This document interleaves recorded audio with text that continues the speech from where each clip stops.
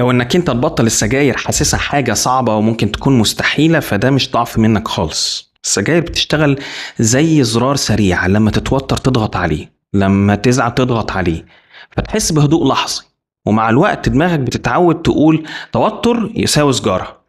ده تعود، وينفع الحاجة اللي احنا بنتعود عليها ينفع ان احنا نبطلها.